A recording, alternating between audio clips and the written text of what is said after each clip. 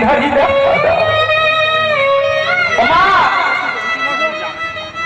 লক্ষ্য করুন কে এসেছিল? সম্রাট আকবর এসেছিল, যার বাড়ি থেকে একটু ভজন গীত শ্রবণ করবে, ছদ্মবেশে ধারণ করে। ডুমপাড়া হরিনাম সভা সমিতির পক্ষ থেকে সমস্ত মায়েদের উদ্দেশ্যে এবং আমার শ্রী গুরু বৈষ্ণব দাদা ভাইদের উদ্দেশ্যে বলছি, আমাদের অন্নভোগ বিতরণ শুরু হয়ে গেছে।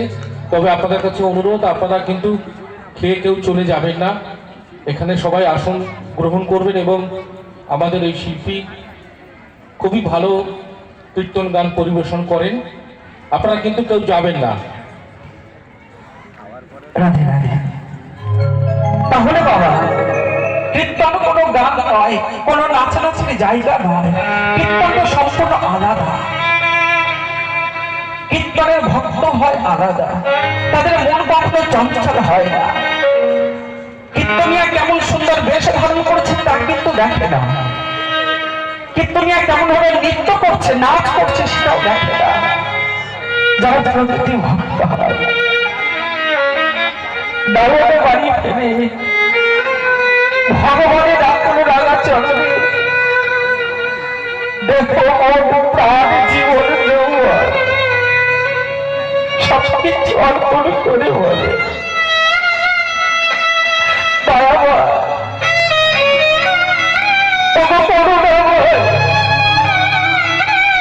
তোমার এই করুণার বরুণ দ্বারা, তোমার এই করুণার হস্ত দ্বারা তুমি আশ্রিত করো, যেন আমি বৈষ্ণব হতে পারি, যেন আমি সদগুরুর চরণ ধরে আশ্রয় করতে পারি।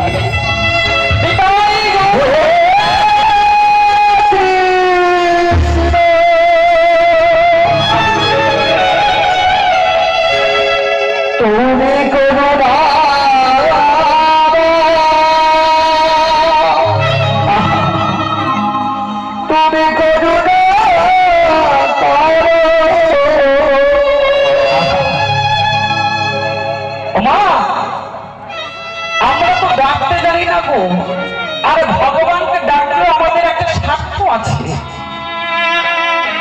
স্বার্থ পূরণ হয়ে গেলে আর ভগবানকে ডাকে না। লক্ষ্য করুন বাবা, তাহলে 1486 খ্রিস্টাব্দে ভারতবর্ষের ভূমিতে আমার গৌরাঙ্গ মহাপ্রভু এলেন।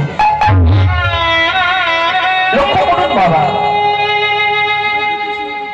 কোন সময় এলেন না? এই ভারতবর্ষে একটা অরাজকতা চলছে, একটা দ্বন্দ্ব চলছে, একটা রাজনৈতিক কারণ, একটা সামাজিক কারণ।